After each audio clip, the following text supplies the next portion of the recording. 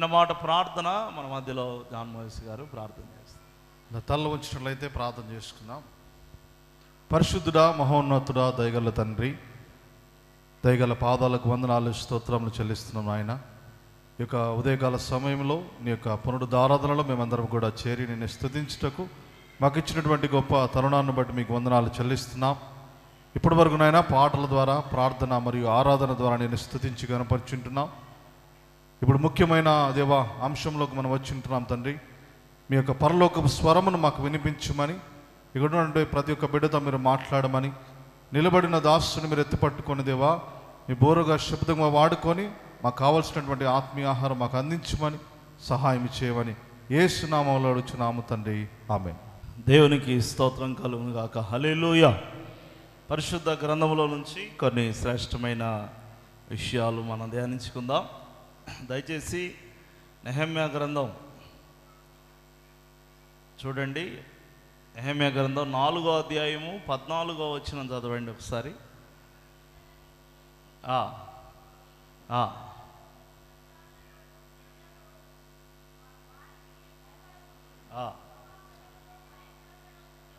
మహాగణుడు భయంకరుడు అయిన యెహోవా. చిన్న ప్రార్థన చేసుకుందాం. పరిశుద్ధుడా, జీవంగల తండ్రి, నిలుచున్న నేను అల్పుడను కానీ మీ లేఖనం చాలా విలువైనది, శ్రేష్టమైనది. వాటిని వినే మనస్సు, గ్రహించే జ్ఞానం నాకు దయచేయమని యేసు నామములో ప్రార్థించి ప్రారంభిస్తున్నాము తండ్రి, ఆమేన్. మన దేవుడు మహాగణుడు. ఎవరైనా మహాగణుడు.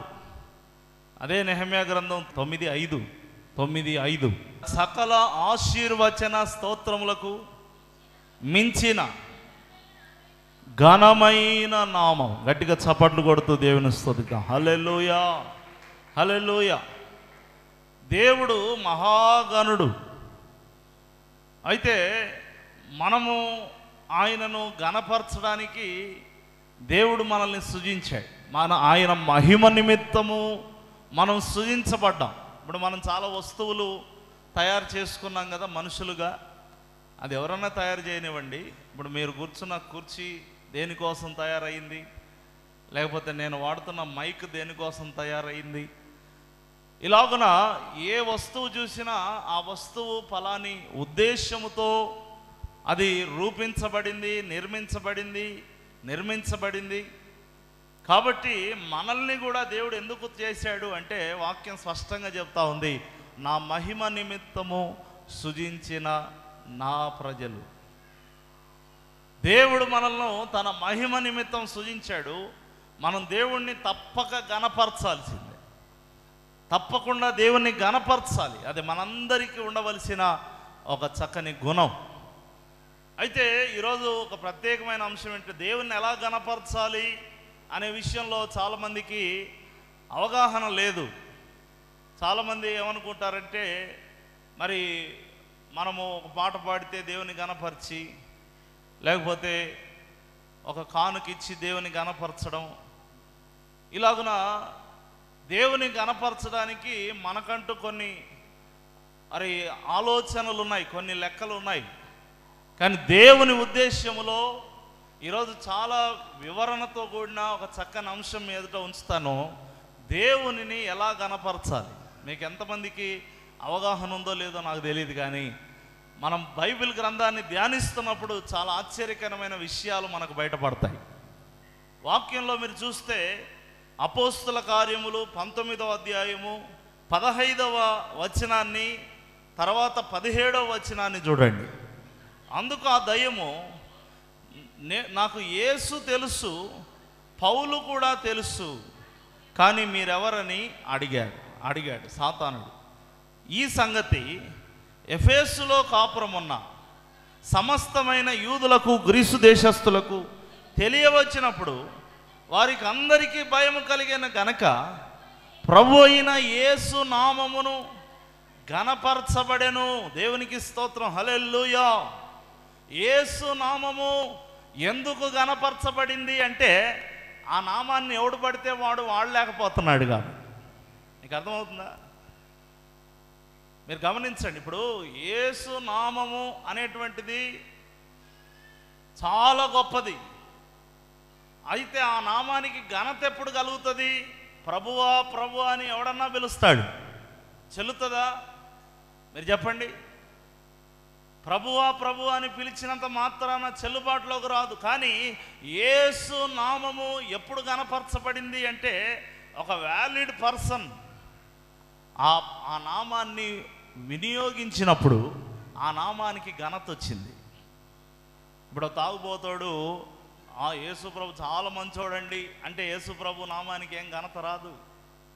ఏమండి, యేసయ్య నామానికి ఘనత ఎప్పుడు వస్తుంది అంటే, ఆ నామము మనం వినియోగిస్తున్నప్పుడు మన సాక్ష్యాన్ని బట్టి ఆ నామానికి ఘనత వస్తుంది.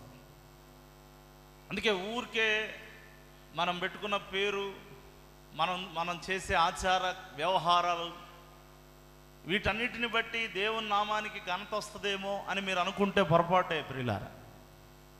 దయ్యము వదిలించడానికి అక్కడ ఉన్నటువంటి 5 అన్నదమ్ములు కలిసి యేసు నామాన్ని వినియోగిస్తున్నారు, కానీ దయ్యము వారికి లొంగలేదు. ఇంకా చెప్పాలంటే వారి బట్టలను చింపివేసి తరిమి కొట్టింది దయ్యం. అప్పుడు దయ్యము చెప్పిన మాట ఏమిటంటే, ఇదిగో యేసు ఎవరో నాకు తెలుసు, పౌలు ఎవరో నాకు తెలుసు, కానీ మీరెవరు? ఆయన నామాన్ని మీరు వినియోగిస్తున్నారు, ఆయన నామానికి ఘనత మీ వల్ల రాదు అని చెప్తున్నాడు. చూసారా, ఈనాడు దేవుని నామాన్ని వినియోగిస్తే సరిపోదండి, ఆ నామానికి ఘనత తెచ్చే అర్హత మనందరం సంపాదించుకోవాలి. గట్టిగా చప్పట్లు కొడుతూ దేవుని నామాన్ని మహింపడదాం. హల్లెలూయా. యేసయ్య నామానికి ఘనత ఎప్పుడు వస్తుంది? ఆ నామాన్ని వాడుటను బట్టి రాదు, వాడే వ్యక్తి ఎవరు అనే దాన్ని బట్టి వస్తుంది అని మనం గ్రహించాలి. ఇది మొదటి సూత్రం ప్రియులారా. కాబట్టి ఇంకా దేవుడు ఆజ్ఞలిస్తూ నా నామమును వ్యర్థముగా ఉచ్చరింపకూడదని కూడా చెప్పాడు. అదొక ఆజ్ఞగా దేవుడు చెప్పాడు. కాబట్టి మనము యేసు నామమును ఎలా వినియోగిస్తున్నామనే దాన్ని బట్టి ఆ నామానికి ఘనత వస్తుంది. కాబట్టి మనం ఈ విషయాన్ని గమనించాలని ప్రభుపేట మనం చేస్తున్నాం. యేసయ్య నామాన్ని ఎలా పడితే అలా వాడొద్దండి. ఇప్పుడు మీకు ఒక పెద్ద నాయకుడు తెలుసు, నేను మీకు అర్థం కావడానికి చెప్తున్నా. ఒక ఎమ్మెల్యే తెలుసు, లేకపోతే ఒక సీఎంఏ తెలుసు అనుకోండి. మీరు కూరగాయలు కొనడానికి వెళ్ళారు, రేటు తగ్గించు, నాకు సీఎం తెలుసు అని చెప్తారా మీరు? ఏమండి, కూరగాయలు కొనడానికి సీఎం పేరు వాడతారా మీరు? వాడతారా? వాడరు. ఎందుకంటే అక్కడ వాడాల్సిన అంత చిన్న నామం అది కాదు. ఒక మనుషుల విషయంలోనే అవసరాన్ని బట్టే ఆ పేరును మనం వాడతాం. అవసరాన్ని బట్టి యేసు నామమును వ్యర్థముగా ఉచ్చరించడానికి మనం ఎప్పుడు కూడా మరి సాహసం చేయకూడదు. చాలా జాగ్రత్తగా యేసు నామాన్ని వినియోగించాలి. ఎందుకంటే మనకు అనుగ్రహించబడిన శ్రేష్టమైన నామం అది. యేసయ్య అన్నాడు, నా నామమున మీరు ఏమి అడిగినను నేను చేస్తానన్నాడు. గట్టిగా చప్పట్లు కొడుతూ దేవుని స్తుతిద్దాం. హల్లెలూయా. అందుకే ఆ నామాన్ని ప్రీషియస్గా యూజ్ చేస్తే ఆ నామానికి ఘనత వస్తుంది, దేవుడు ఘనపరచబడతాడు. ఒక సాక్ష్యం చెప్పడానికి యేసయ్య నామాన్ని వాడు, దేవుని ఘనపరచడానికి ఆయన నామాన్ని వినియోగించాలి, కానీ నీవు ఘనపరచబడ్డానికి ఆయన నామాన్ని వాడకూడదు. ఇక్కడ ఉన్నటువంటి వీరు అదే పని చేస్తున్నారు. ఏనాడు యేసయ్యను వెంబడించలేదు, ఏనాడు మరి యేసు ప్రభు యొక్క శిష్యులతో కలవలేదు, ప్రార్థన చేయలేదు, కానీ యేసయ్య నామాన్ని ఉపయోగించుకొని దయ్యాలు ఎలగొట్టాలని చూస్తున్నారు. తద్వారా వారికి పేరు ప్రతిష్టలు కలుగుతాయని ఆశపడుతున్నారు తప్ప వారు యేసయ్య నామాన్ని ఘనపరచడానికి వారు ఏమాత్రము కూడా ముందుకు వెళ్ళట్లేదు. ఈ విషయాన్ని మనం గమనించాలి. కాబట్టి దేవునికి ఘనత రావాలంటే ఆయన పేరు కరెక్ట్గా వాడాలి. మనం ఆయన పేరును వాడొద్దని చెప్పట్లేదండి. ఈ ప్రపంచంలో ఉన్న ప్రతి ఒక్కరికి యేసు నామము హక్కుదారుడే. ఎందుకంటే యేసుక్రీస్తు అందరికీ ప్రభు అయి ఉన్నాడు. ఆయన పేరును అందరూ వాడొచ్చు. అయితే దాన్ని ఎలా వాడుతున్నాం అనే దాన్ని బట్టి ఆ పేరుకు ఘనత రావాలా, అవమానం రావాలా అని తెలుస్తుంది. నీ పేరును నీవు యేసు నామాన్ని ఎలా వాడుతున్నావు అనే దాన్ని బట్టి ఆ నామానికి ఘనత వస్తుంది, అంటే యేసయ్యకు ఘనత వస్తుంది. ఇంకో రెండో మాట నేను మీకు జ్ఞాపకం చేస్తాను. కీర్తనల గ్రంథము 34వ కీర్తన 3వ వచనాన్ని మీరు ఒకసారి చూడండి. నాతో కూడి యెహోవాను ఘనపరచుడి, మనము ఏకముగా కూడి ఆయన నామమును గొప్ప చేయుదము అని రాయబడింది. మీరు బాగా అర్థం చేసుకోండి. ఈ వచనం యొక్క భావం ఏంటంటే, ఈ వచనం యొక్క ఉద్దేశం ఏంటంటే, యేసయ్య నామాన్ని గొప్ప చేయాలంటే మనందరము కూడా ఏకముగా కలుసుకోవాలి. ఐక్యత అనేది దేవుని నామాన్ని గొప్ప చేస్తుంది. దేవుని గణపరచడానికి నీ కుటుంబం ఐక్యతగా ఉండాలా. ఇంటోళ్ళందరితో కొట్లాడి వచ్చి ఇక్కడ నేను దేవుని గణపరుస్తానంటే నువ్వు దేవుణ్ణి గణపరిచినట్టు కాదు, అవమానపరిచినట్టు. ముందు వెళ్ళి నీ సహోదరునితో సమాధానపడి అప్పుడు వచ్చి నాకు నువ్వు బలి అర్పించు, లేదా నువ్వు అర్పణలు అర్పించమని దేవుడు సెలవిచ్చాడు. ఐక్యత లేకుండా యు కెనాట్ ప్రైజ్ లార్డ్. దేవుని గణపరచలేవు, ప్రభువును గణపరచలేవు. నీ భర్తతో నీకు సమాధానం లేనప్పుడు నువ్వు దేవుణ్ణి ఎలా గణపరుస్తావు? నీ భార్యతో నీకు సమాధానం లేనప్పుడు, నీ కుటుంబంలో అందరినీ నువ్వు ద్వేషిస్తూ వాళ్ళతో గొడవ వీళ్ళతో గొడవ, రకరకాలైనటువంటి ద్వేషపు గుణాలు కలిగి ఉండి దేవుని గణపరచలేము. ఏకముగా కూడి ఐక్యత అనేది దేవునికి ఘనతనిస్తుంది. ఆ విషయాన్ని ఎప్పుడు కూడా మనం గుర్తుపెట్టుకోవాలి. ఐక్యత అనేది మనం చాలా ప్రధానంగా ఎంచాలి. ఎఫెసీ 4వ అధ్యాయం ప్రకారంగా ఆత్మ కలిగించు ఐక్యతను కాపాడుకొనుట యందు శ్రద్ధ కలిగి ఉండమని దేవుని వాక్యం సెలవిస్తుంది. కాబట్టి మీరు ఐక్యత కోల్పోయారా, మీ కుటుంబీకులతో కానీ లేకపోతే ఎవరితో అయినా క్షమించి సర్దుకొని పోవాలి. దేవుని బిడ్డలు ఎప్పుడు కూడా మరి ఆ క్షమించే గుణం కలిగి ఉంటారు. ఐక్యత అనేది వారు కోల్పోకుండా ఉండడం ప్రయత్నం చేస్తారు. ఈరోజు మనం గ్రహించాలి. దాని ద్వారా దేవుని నామానికి ఘనత వస్తుందండి. దేవుని నామానికి ఘనత. ఈవెన్ సంఘములో కూడా ఎటువంటి భేషజాలు ఉండకూడదు. నేను అందుకే చాలా సంఘములో మరి చాలా ఐక్యత అనేది ఉండాలని తెలియజేస్తాను. ఎవరైనా సంఘములో కొన్ని భేదాభిప్రాయాలు సృష్టించాలని చూస్తే, సంఘములో ఏవైనా కొన్ని లేనిపోని వ్యవహారాలు చేయాలని చూస్తే వెంటనే గద్దిస్తాను ఆ విషయంలో. ఎందుకోసమంటే సంఘం అనేది ఐక్యతగా ఉన్నప్పుడే పాట పాడినా, ఆరాధన చేసినా, మ్యూజిక్ వాయించినా, వాక్యం బోధించిన, సంఘంలో ఐక్యత లేకుండా ఈ మధ్య సంఘాల్లో ఈ ఎలక్షన్స్ అని, పాలిటిక్స్ అని, కమిటీస్ అని నాశనం అయిపోతున్నాయి సంఘాలు. క్రమం లేదు, ఐక్యత లేదు ప్రియులారా. మరి చాలా బలహీనంగా ఉన్నాయి. దాని ద్వారా దేవుని నామానికి ఏం కలుగుతుంది? అవమానం కలుగుతుంది. కొన్ని చర్చిల ముందర ఆ క్యూఆర్టీలు పోలీసు వెహికల్స్ నిలబడుతున్నాయి.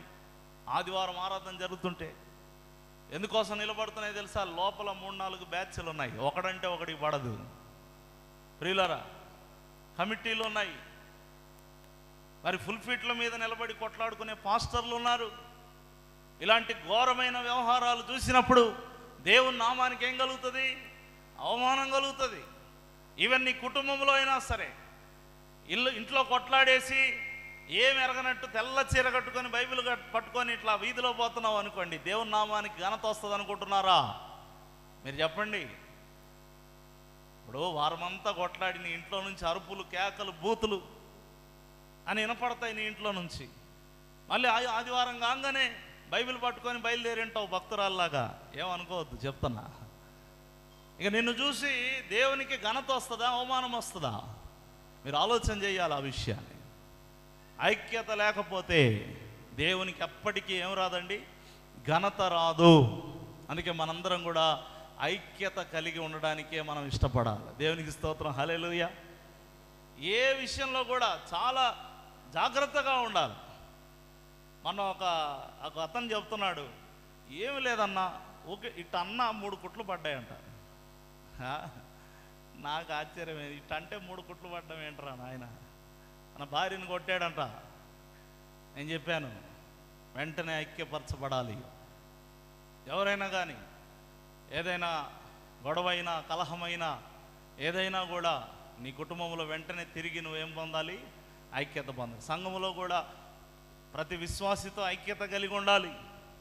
ఐక్యత కలిగి ఉండాలి. దయచేసి గమనించండి ప్రియులారా. ఈ ఐక్యతను బట్టి ఎందుకు ఐక్యత కలిగి ఉండదు? ఐక్యతను బట్టి దేవుని నామము గొప్ప చేయబడుతుంది. గట్టిగా చప్పట్లు కొడుతుంది దేవుని స్తుతి. హల్లెలూయా. అందుకే ఐక్యతను కాపాడుకుంటూ దేవుని స్తుతించండి. అప్పుడు దేవుని నామానికి ఏం కలుగుతుంది? గొప్ప. తర్వాత ఇంకొక సూత్రాన్ని నేను తెలియజేస్తాను. మన ప్రార్థనలకు నెరవేర్పే దేవుని నామానికి ఘనతనిస్తుంది. ప్రార్థన ఆలకించువాడా సర్వ శరీరులు నీ యొద్దకు వచ్చెదరు అని వాక్యం సెలవిస్తుంది కదా. మన ప్రార్థనలకు నెరవేర్పు దేవునికి ఏమిస్తుంది?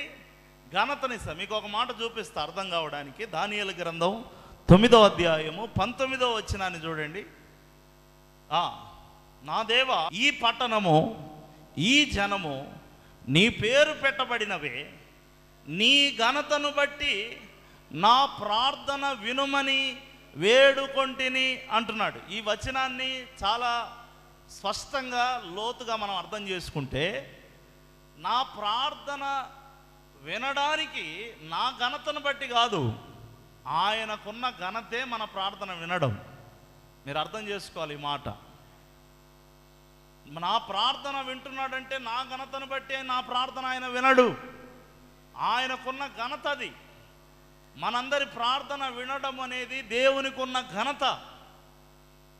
ఆయన ప్రార్థన వినడములో ఘనత పొందినవాడు. గట్టిగా చప్పట్లు కొడుతూ దేవుని స్తుతిద్దాం. హల్లెలూయా. ఎవరును, ఏ దేవుళ్ళు అనబడిన వారు, దేవతలు అనబడినారు, ఎవరు కూడా ఆయన వలె ప్రార్థన వినేవారు సజీవుడు ఎవరు లేరు. ప్రియులారా, ఒక యాంకరు ఒక జయసుధ గారిని కూర్చోబెట్టుకొని అడుగుతున్నాడు. ఏమని అడుగుతున్నాడంటే, అమ్మా మీరు నాకు తెలుసు, నేను ఫలాని దేవాలయానికి వచ్చినప్పుడు మీరు అర్ధరాత్రి వేళ 3 గంటలకు లేదా 2 గంటలకు వచ్చి మీరు ఫలాని గుళ్ళో మీరు మొక్కుతున్నప్పుడు నేను చూశాను. ఉదయం పూట అయితే మీరు అందరూ ఫోటోలు అని అదని ఎంటపడతారని మీరు సినిమా నటి అని చెప్పి అర్ధరాత్రి వేళ వచ్చి మీరు ఆ గుళ్ళో మీరు పూజించడం అవన్నీ నేను చూశాను. ఇంకొక దేవాలయం కూడా మీరు అలా వెళ్ళడం నేను చూశాను. మీ కుటుంబంలో కూడా ఎవరు క్రైస్తవులు లేరు కదా, మీరు సడన్గా యేసు ప్రభువును మీరు ఎందుకు నమ్మారు? దానికి కారణం ఏమిటి మాకు చెప్తారా, మేము తెలుసుకుంటామని ఆ విలేకరి ఆమెను అడిగాడు. ఆమె ఒకే మాట చెప్పింది, నేను ఒక సినిమా షూటింగ్లో ఆ స్పీడ్ బోట్ను నడుపుకుంటూ వెళ్ళాను సరదా కోసమని. ఆ సముద్రంలో అలా నడుపుకుంటూ వెళ్తే అది అలల తాకిడికి బోల్తా కొట్టి పడింది. నాకు ఈత రాదు, నేను మునిగిపోతా ఉన్నా. నాకు తెలిసిన దేవుళ్ళందరి పేర్లు ఎత్తి నేను మరి ఆ చావు కేకలు పెడతా ఉంటే కూడా ఎవరు నన్ను కాపాడలేదు. పరాయి వారి దేవుడు అనుకున్నా, ఎవరో దేవుడు నాకేం సంబంధం అని అనుకున్నా. అయినప్పటికీ చనిపోతున్నాను కదా, ఆయన పేరు కూడా ఒకసారి వాడదామని చెప్పి యేసయ్యా అని కేక వేస్తే ఒక చెయ్యి ఎత్తి నన్ను ఇలా పైకెత్తి పట్టుకుందని చెప్పి. దేవునికి స్తోత్రం. హల్లెలూయా.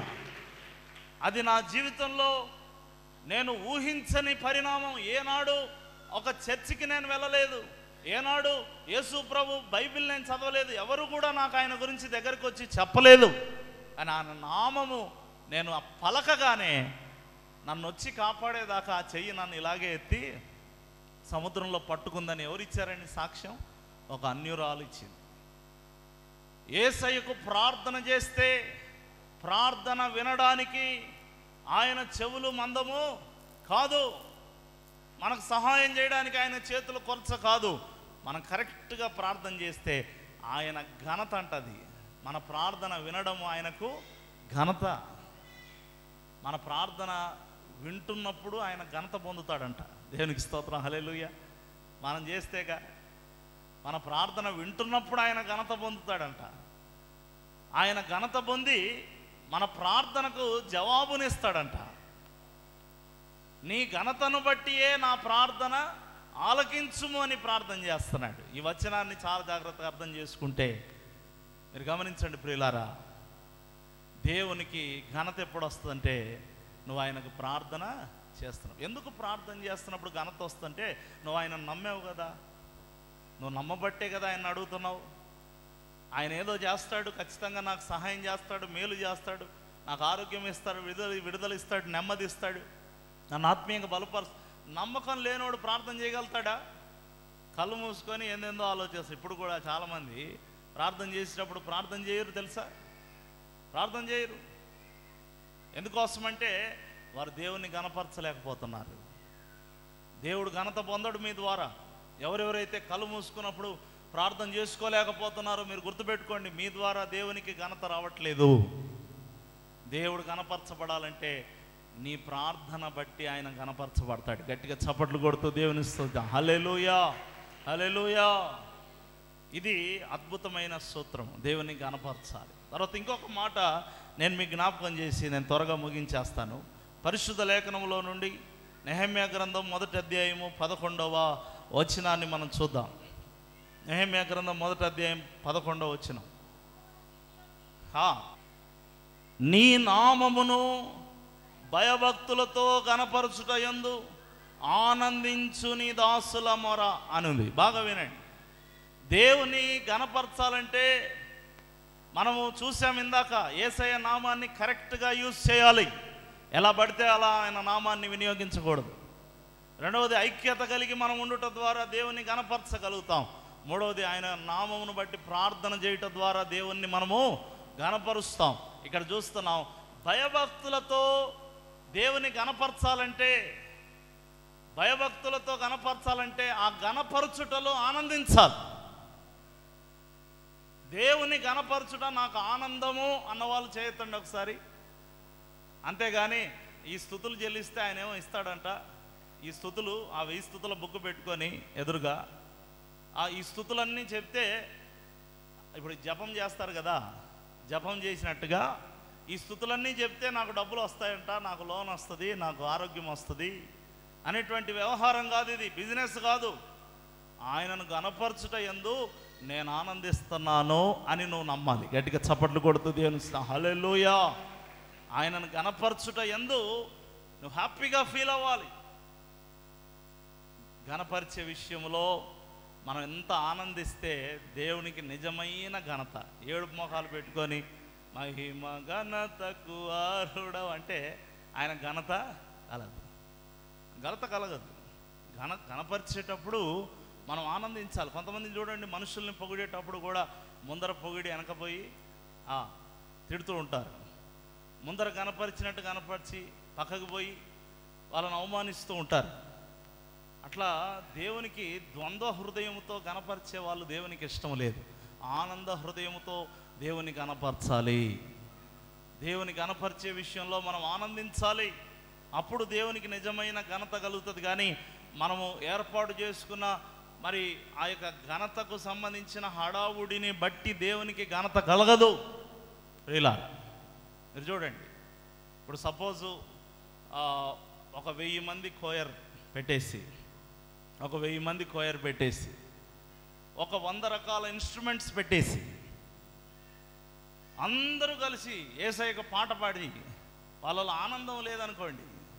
ఆనందం అంటే బయటికి మొఖాలు ఆనందంగానే కనిపిస్తాయి, కానీ హృదయంలో ఆ పాటకు సంబంధించిన భావాలు వాళ్ళ మనస్సులో పలకలేదనుకోండి, అప్పుడు దేవునికి ఘనత కలగదు. ఆ విషయాన్ని మనం గమనించాలి. ఆనందంగా దేవుని స్తుతించినప్పుడే, ఆనందంగా దేవుని గణపరిచినప్పుడే ఆయనకు ఘనత కలుగుతుంది అన్న విషయాన్ని మనం ఎప్పుడు కూడా జ్ఞాపకం చేసుకోవాలి. మహాగణుడవు, మహోన్నతుడవు, పరిశుద్ధ స్థలములోనే నివసించువాడవు. మహాగణుడవు, మహోన్నతుడవు, పరిశుద్ధ స్థలములోనే నివసించువాడవు.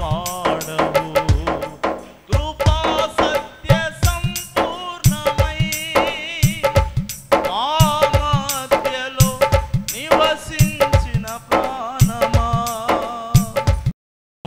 పరిశుద్ధ పరచుటే నీ ధర్మమా.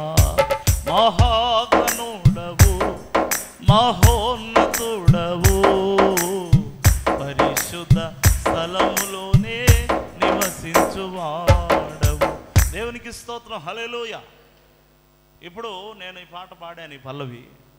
ఒక మంచి ఫేమస్ సింగర్ని తీసుకొని వచ్చి, అంటే ఈ తెలుగు సంగీత ప్రపంచంలోనే ఒక ఫేమస్ సింగర్ని తీసుకొని వచ్చి, నా రాగం అసలు దేనికి పనికి, ఈ కాలి గోటికి కూడా పనికి రాదు అనేటువంటి స్వర, మరి ఆ స్వర పీఠికలు అంటారు కదా, ఆ విధంగా నా పక్కన నిలబెట్టి అతనితో పాడిస్తే యేసయ్యకు నా పాట నచ్చుతుంది తప్ప అతని పాట నచ్చదు.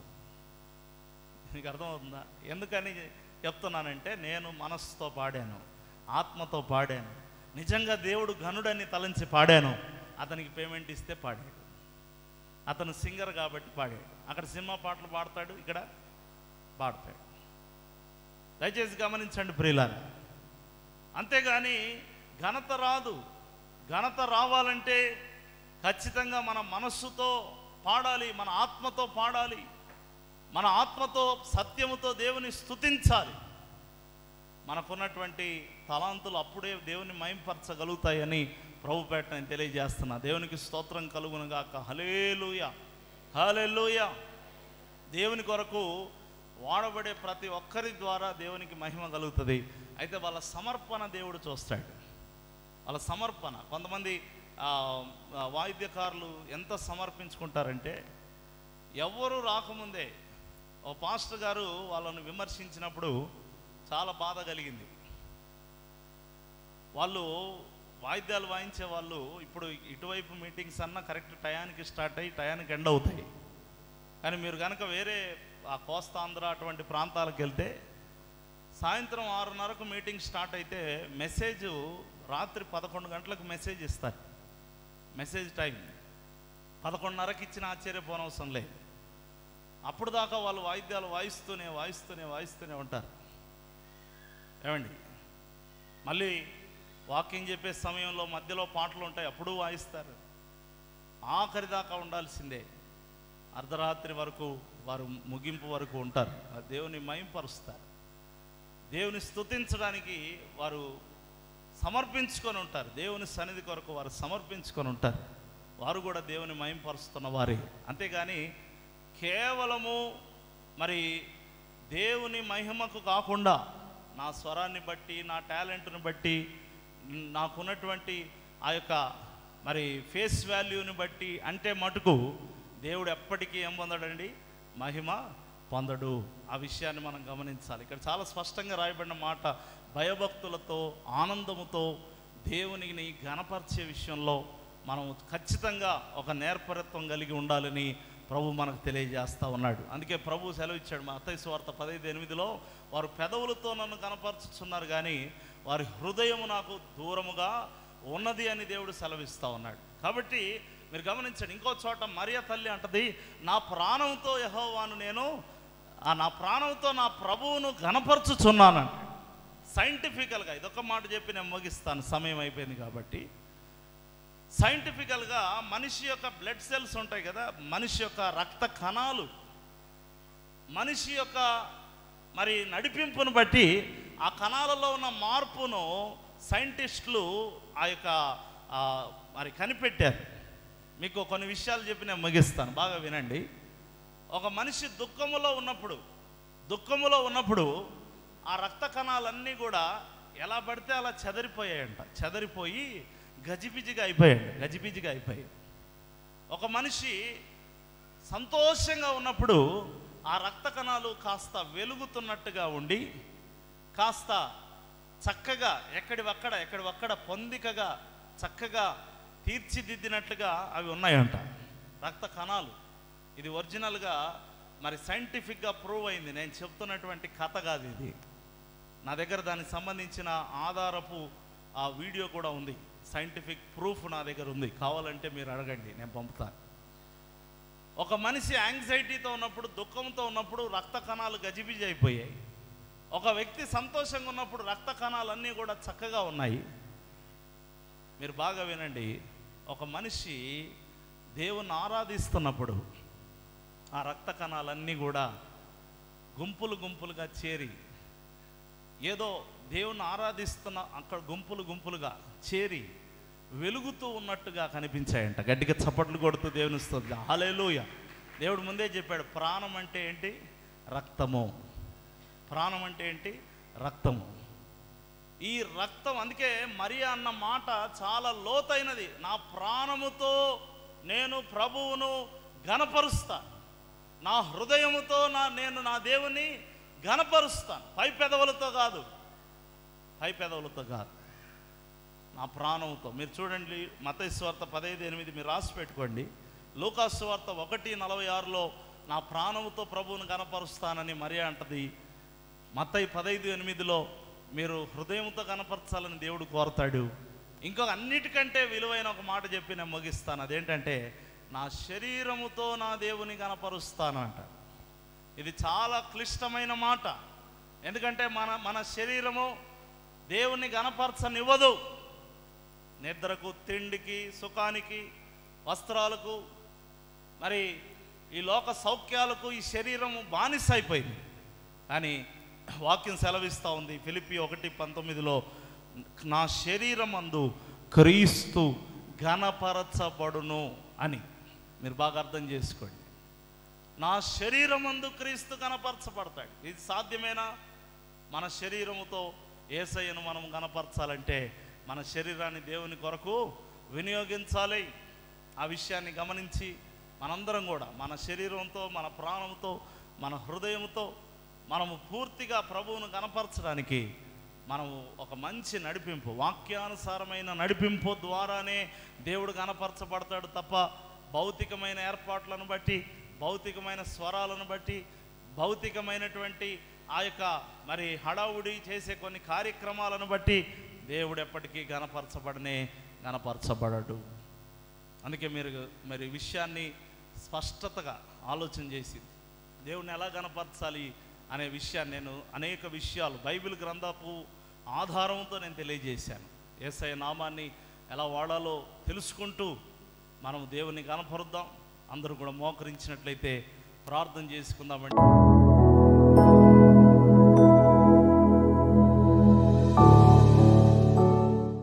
అందరూ కూడా నిలువు మోకాల మీద ఉండడానికి మనం ప్రయత్నం చేద్దాం. దేవుని సన్నిధిలో మనం దేవుని ఘనతకు పాత్రమైన చక్కని విలువైన బిడ్డలముగా మనం ఉండాలి. ఆయనను గణపరచాలి. ఊరికే మనం వచ్చాం వెళ్ళిపోయామని కాదండి. ఇక్కడికి వచ్చాం దేవుని గణపరచాలి. దేవుని ఎలా గణపరచాలో తెలుసుకోవాలి. దేవుని ఎలా మహింపరచాలో గ్రహించాలి. లేకపోతే మనము ఏం చేసినా అది వ్యర్థమే. అందరూ ఏకీభవించి ఒక్కసారి, అయ్యా నా ద్వారా నీ నామానికి ఘనత రావాలి అని ప్రార్థన చేద్దాం. ఏ విధంగా దేవుని గణపరచాలో మనం తెలుసుకున్నాం. ఈరోజు తెలుసుకున్నాం. పరిశుద్ధుడా, నీ వాక్యం ద్వారా మాతో మాట్లాడినందుకు వందనాలు చెల్లిస్తున్నాం నాయన. నిజమే ప్రభా, నీ నామమును వినియోగించే వ్యక్తిని బట్టి నీ నామానికి ఘనత వచ్చింది. కానీ నీ నామమును ఎవరు పడితే వాళ్ళు వినియోగించడం ద్వారా నీ నామానికి ఘనత రాలేదు. మేము ఎలాంటి వారిగా ఉన్నామో పరిశీలన చేసుకొని అప్పుడే నీ నామానికి మేము ఘనత తెచ్చేటువంటి పరిస్థితి, ఆ తెచ్చే విధానం మాలో ఉందా లేదా అని మేము పరిశీలన చేసుకోవాలి. ఐక్యతను బట్టి, మేము చేసే ప్రార్థనను బట్టి మీకు ఘనత వస్తుందని వాక్యం సెలవిస్తూ ఉంది. మా ప్రాణముతో, మా హృదయముతో, మా దేహముతో తండ్రి మేము నిన్ను ఘనపరిచేవారిగా ఉండాలని మాకు బయలుపరిచిన తండ్రి నీకు స్తోత్రం. ఇతబడిన వాక్యమును నీరుగట్టి ఫలింపజేసి ప్రతి ఒక్కరూ నిన్ను ఘనపరిచేవారిగా ఉందురుగాక. యేసు నామములో పొంది ఉన్నాము తండ్రి. ఆమేన్.